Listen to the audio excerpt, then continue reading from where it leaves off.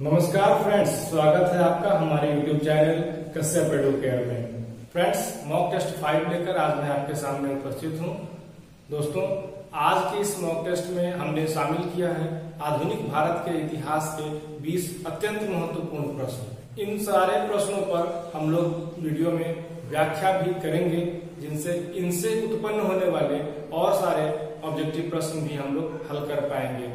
दोस्तों, विभिन्न प्रतियोगी परीक्षाओं में यह काफी उपयोगी होने वाला है। तो दोस्तों, वीडियो को पूरे अंत तक देखिए। शुरू करते हैं आज के प्रश्न। फ्रेंड्स, आज का पहला प्रश्न है, किस अधिनियम ने भारतवासियों को अपने देश के प्रशासन में कुछ हिस्सा लेना संभव बनाया? ऑप्शन है charter act 1833, charter act 1853, government of India act 1858 या इंडियन काउंसिल एक्ट 1861। फ्रेंड्स, इसका आंसर हो जाएगा option D, Indian council act.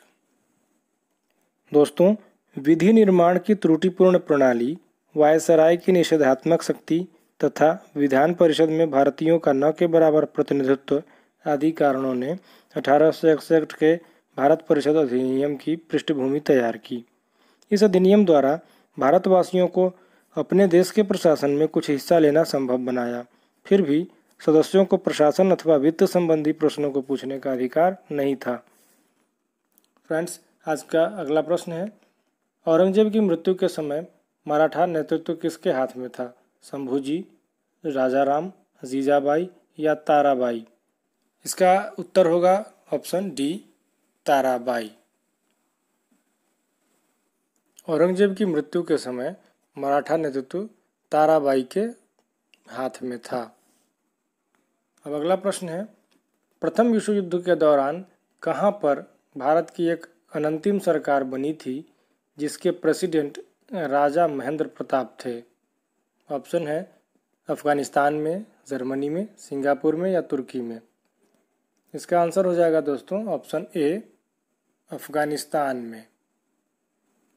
Friends, राजा महेंद्र प्रताप उन गिने चुने भारतीय राजपुरुषों में से थे जिन्होंने भारत के स्वाधीनता संग्राम में भारत से बाहर क्रांतिकारी आंदोलन में सक्रियतापूर्वक हिस्सा लिया था। 1915 में उन्होंने अफगानिस्तान में मौजूद भारतीय क्रांतिकारियों का नेतृत्व किया। उन्होंने काबुल में भी स्वतंत्र भारत की एक अंतरिम सरकार का गठन किया, जिसमें वे स्वयं राष्ट्रपति थे और मौलाना बरकतुल्लाह प्रधानमंत्री थे। अब अगला प्रश्न है फ्रेंड्स, निम्नलिखित में से किन आंदोलनों ने महिलाओं को घर की चार दीवारी से बाहर निकाला? नीचे दिए गए कूट से सही उत्तर चुनिए। स्वदेशी आंदोलन, होम रूल आंदोलन, असहयोग आंदोलन या सविनय अवज्ञा आंदोलन? ऑप्शंस हैं केवल 1 तथा 3, केवल 2 तथा 4, केवल 3 तथा 4 या 1, 2, 3, 4? फ्रेंड्स, इसका आंसर है ऑप्शन डी, 1, 2, 3 तथा 4। स्वदेशी आंदोलन, होम रूल आंदोलन, असहयोग आंदोलन तथा सविनय अवज्ञा आंदोलन, इन सभी आंदोलनों में महिलाओं का योगदान महत्वपूर्ण रहा है। इन सारे आंदोलनों में महिलाओं ने अपने घर की चार दीवारी से बाहर निकलकर स्वतंत्रता संग्राम में अपना महत्वपूर्ण योगदान दिया। अगला प्रश्न है, राजा राम मोहन राय को राजा की उपाधि किसने दी? ऑप्शंस हैं लॉर्ड विलियम बेंटिक ने, अकबर द्वितीय ने, ब्रह्म समाज के अनुयायियों ने या सती प्रथा का विरोध करने वाले बुद्धिजीवियों ने? इसका आंसर होगा दोस्तों ऑप्शन बी, अकबर द्वितीय ने। फ्रेंड्स, 1850 ईस्वी में मुगल बादशाह अकबर द्वितीय ने राजा राम मोहन राय को राजा की उपाधि के साथ अपने दूत के रूप में तत्कालीन ब्रिटिश सम्राट विलियम चतुर्थ के दरबार में भेजा था। राय को इंग्लैंड में सम्राट के मुगल बादशाह को मिलने वाली पेंशन की मात्रा को बढ़ाने पर बातचीत करनी थी। यहीं पर ब्रिस्टल में 27 सितंबर 1833 को राजा राम मोहन राय की मृत्यु भी हो गई। अब नेक्स्ट प्रश्न है फ्रेंड्स, साइमन कमीशन की रिपोर्ट के संदर्भ में निम्नलिखित कथनों में से कौन से कथन सत्य हैं? भारत को औपनिवेशिक स्वराज्य शीघ्र देने की सिफारिश नहीं की गई थी। नागरिकों के लिए मौलिक अधिकारों का कोई उल्लेख नहीं था। गवर्नर जनरल के अधिकारों में कोई कमी नहीं की गई। ऑप्शंस हैं केवल दो तथा 3, केवल 1 तथा 3, उपर्युक्त सभी। फ्रेंड्स, इसका सही उत्तर हो जाएगा ऑप्शन डी, उपर्युक्त सभी। फ्रेंड्स, साइमन कमीशन रिपोर्ट में भारत को औपनिवेशिक स्वराज्य शीघ्र देने की सिफारिश नहीं की गई थी। केंद्र एवं प्रांतों में उत्तरदायी शासन की स्थापना का विरोध किया गया था। गवर्नर जनरल के अधिकारों में भी कोई कमी नहीं की गई थी। सांप्रदायिक आधार पर चुनावी व्यवस्था को जारी रखने की सिफारिश की गई। नागरिकों के लिए मौलिक अधिकारों का कोई उल्लेख नहीं था। वयस्क मताधिकार के आधार पर प्रत्यक्ष चुनाव कराने की सिफारिश नहीं की गई थी। भारत के लिए प्रतिरक्षा समिति, संघ लोक सेवा आयोग तथा उच्चतम न्यायालय इत्यादि की स्थापना का भी इसमें कोई उल्लेख नहीं था। अगला प्रश्न है फ्रेंड्स, गांधी जी ने यंग इंडिया में प्रकाशित लेख द्वारा 11 सूत्री मांगे रखी। इसके संबंध में निम्नलिखित में से कौन सा कथन सत्य नहीं है? इन मांगों को स्वीकार या अस्वीकार करने के लिए 31 मार्च 1930 तक का समय दिया गया था। इसमें नशीली वस्तुओं के विक्रय पर पूर्ण रोक की मांग की गई थी। इसमें राजनीतिक बंदियों को रिहा करने की मांग की गई थी। लगान में 50% कमी की मांग की गई। इसका सही जवाब है फ्रेंड्स ऑप्शन ए। इन मांगों को स्वीकार या अस्वीकार करने के लिए 31 मार्च 1930 का समय दिया गया। यह कथन सत्य नहीं है। फ्रेंड्स, गांधी जी ने यंग इंडिया में एक लेख प्रकाशित कर सरकार के समक्ष 11 सूत्री मांगे रखी तथा इन मांगों को स्वीकार या अस्वीकार करने के लिए उसे 31 जनवरी 1930 तक का समय दिया। इन मांगों में प्रमुख थे सिविल सेवाओं तथा सेना के व्यय में 50% तक की कमी की जाए, नशीली वस्तुओं के विक्रय पर पूर्ण रोक लगाई जाए, सीआईडी विभाग पर सार्वजनिक नियंत्रण हो या उसे खत्म कर दिया जाए, शस्त्र कानून में परिवर्तन किया जाए तथा भारतीयों को आत्मरक्षा हेतु हथियार रखने का लाइसेंस दिया जाए, सभी राजनीतिक बंदियों को रिहा किया जाए, डाक आरक्षण बिल पास किया जाए, रुपए की विनिमय दर घटाकर 1 शिलिंग 4 पैसे की जाए, रक्षात्मक शुल्क लगाए जाएं तथा विदेशी कपड़ों का आयात नियंत्रित किया जाए, तटीय यातायात रक्षा विधेयक पास किया जाए, लगान में 50% की कमी की जाए तथा नमक कर समाप्त किया जाए एवं नमक पर सरकारी एकाधिकार खत्म कर दिया जाए। फ्रेंड्स, अगला प्रश्न है, भारत में नमक सत्याग्रह के प्रसार के संबंध में असत्य कथन को पहचाने। सी राजगोपालाचारी ने त्रिचनापल्ली से वेदारण्यम तक नमक यात्रा की। के कलप्पन ने कालीकट से पोयान्नूर तक नमक यात्रा की। खान अब्दुल गफ्फार खान ने लाल कुर्ती नामक संगठन की स्थापना की। धारासाना में इसकी प्रतिक्रिया अन्य स्थानों की अपेक्षा कम हुई। इसका सही उत्तर होगा ऑप्शन डी। धारासाना में इसकी प्रतिक्रिया अन्य स्थानों की अपेक्षा कम हुई। यह कथन असत्य है। फ्रेंड्स, धारासाना नमक सत्याग्रह में सबसे तीव्र प्रतिक्रिया का स्थान था। यहाँ 21 मई 1930 को सरोजनी नायडू, इमाम साहब एवं गांधी जी के पुत्र मणिलाल ने 2000 आंदोलनकारियों के साथ नमक कारखाने पर धावा बोल दिया। यद्यपि आंदोलनकारियों ने पूर्ण शांति के साथ विरोध प्रदर्शन किया, किंतु पुलिस ने दमन का सहारा लिया तथा प्रदर्शनकारियों पर बर्बरतापूर्वक लाठीचार्ज किया। इसके कारण 2 व्यक्ति मारे गए और 320 गंभीर रूप से घायल हो गए। अगला प्रश्न फ्रेंड्स, मार्ले मिंटो सुधारों ने उभरते हुए प्रजातंत्र को जान से मार डाला।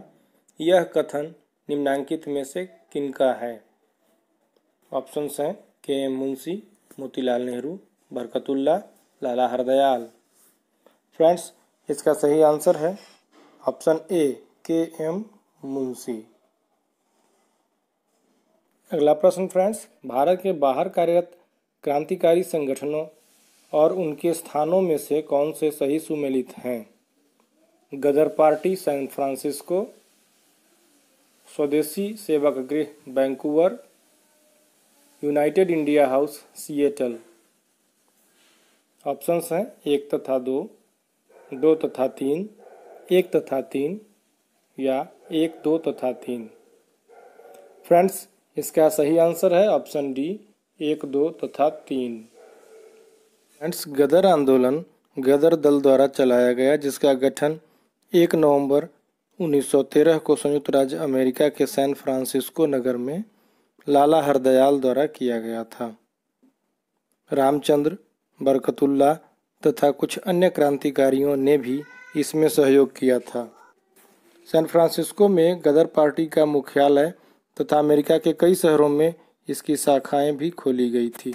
क्रांतिकारी गतिविधियों के संचालन हेतु वैंकूवर, कनाडा में स्वदेशी सेवक गृह एवं सिएटल में यूनाइटेड इंडिया हाउस की स्थापना की गई थी। फ्रेंड्स, अगला प्रश्न है, महाराष्ट्र में विधवा पुनर्विवाह हेतु अभियान का नेतृत्व निम्नलिखित में से किसने किया था? विष्णु परशुराम पंडित ने, B.M. मालाबारी ने, गोपाल हरि देशमुख ने या दादाभाई नौरोजी ने? फ्रेंड्स, इसका आंसर होगा ऑप्शन ए विष्णुराम पंडित ने। महाराष्ट्र में विधवा पुनर्विवाह हेतु अभियान का नेतृत्व विष्णु परशुराम पंडित ने किया था। अगला प्रश्न है, रणभूमि में अपने पतियों के साथ स्त्रियों के जाने की प्रथा को किसने प्रोत्साहित किया?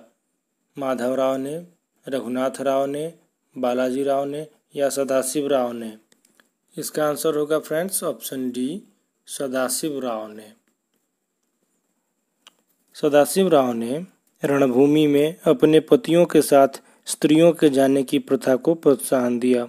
नेक्स्ट प्रश्न है, मुस्लिम लीग के निम्नलिखित अधिवेशनों में से किस में M.A. जिन्ना ने 2 राष्ट्रों के सिद्धांत को प्रतिपादित किया?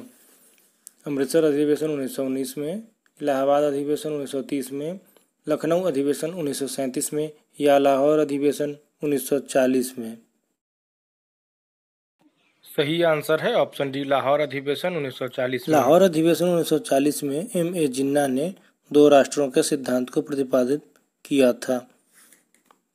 अगला प्रश्न है, भारत में किस वायसराय की हत्या अंडमान निकोबार द्वीप समूह में भ्रमण के दौरान एक दंडित अपराधी द्वारा की गई थी? ऑप्शंस हैं लॉर्ड रिपन की, लॉर्ड कर्जन की, लॉर्ड मेयो की या लॉर्ड मिंटो की? इसका आंसर हो जाएगा friends option C Lord Mayo की। लॉर्ड मेयो की हत्या अंडमान निकोबार द्वीप समूह में भ्रमण के दौरान एक दंडित अपराधी द्वारा की गई थी। अगला प्रश्न है फ्रेंड्स, पूर्ण रूपेण हिंदी भाषा का पहला समाचार पत्र उदंत मार्तंड 1826 में कानपुर से प्रकाशित हुआ था। उसके संपादक थे, ऑप्शंस हैं पंडित सदल मिश्र, पंडित जुगल किशोर शुक्ल, भारतेंदु हरिश्चंद्र या महावीर प्रसाद द्विवेदी? इसका सही आंसर होगा ऑप्शन बी पंडित जुगल किशोर शुक्ल। फ्रेंड्स, उदंत मार्तंड के संपादक पंडित जुगल किशोर शुक्ल थे। यह 1826 में कानपुर से प्रकाशित हुआ था और पूर्ण रूपेण हिंदी भाषा का पहला समाचार पत्र था। नेक्स्ट प्रश्न है, ईश्वर चंद्र विद्यासागर निम्नलिखित में से किस स्त्री सुधार से विशेष रूप से संबंधित थे? सती प्रथा, नारी शिक्षा, पर्दा प्रथा या बालिका शिशु हत्या? सही उत्तर है ऑप्शन बी नारी शिक्षा। ईश्वर चंद्र विद्यासागर ने मुख्य रूप से नारी शिक्षा पर बल दिया था। नेक्स्ट प्रश्न है, खेड़ा के किसानों के प्रतिनिधि के रूप में महात्मा गांधी ने किस कारण से सत्याग्रह प्रारंभ किया? प्रशासन ने सूखे के बावजूद भू राजस्व लेना स्थगित नहीं किया था। प्रशासन ने गुजरात में स्थायी बंदोबस्त लागू करने का प्रस्ताव दिया था। निम्नलिखित में से कौन से कथन सही हैं? केवल 1, केवल 2, 1 तथा 2 दोनों, उपयुक्त में से कोई नहीं। इसका आंसर हो जाएगा फ्रेंड्स ऑप्शन ए केवल एक। प्रशासन ने सूखे के बावजूद भू राजस्व लेना स्थगित नहीं किया था, इसलिए खेड़ा के किसानों के प्रतिनिधि के रूप में महात्मा गांधी ने सत्याग्रह प्रारंभ किया था।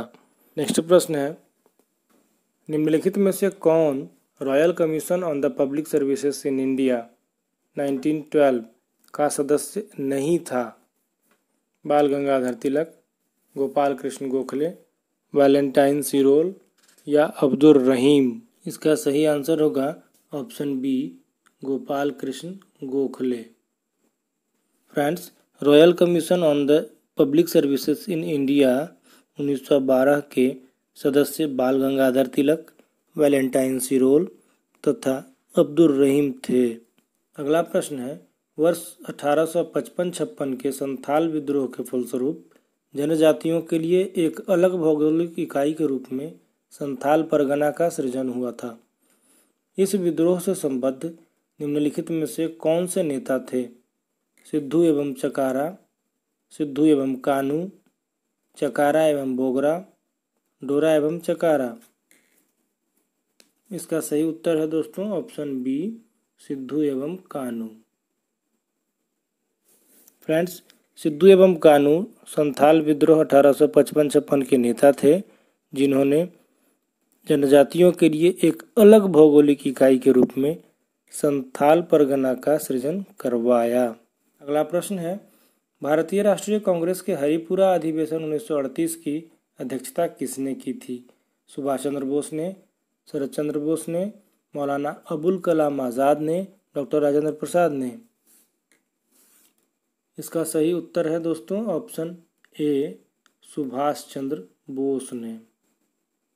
फ्रेंड्स, भारतीय राष्ट्रीय कांग्रेस के हरिपुरा अधिवेशन 1938 की अध्यक्षता सुभाष चंद्र बोस ने की थी। फ्रेंड्स, उम्मीद है ये वीडियो आपको पसंद आया होगा। पसंद आया तो लाइक करें, शेयर करें, कमेंट बॉक्स में आप अपने सजेशन हमें दें। दोस्तों, यदि अभी तक आपने चैनल को सब्सक्राइब नहीं किया है तो चैनल को सब्सक्राइब करें, साथ ही साथ बेल बटन दबाएं ताकि आने वाले वीडियो के नोटिफिकेशन आपको मिलते रहें। दोस्तों, मिलते हैं अगले वीडियो में, तब तक के लिए नमस्कार।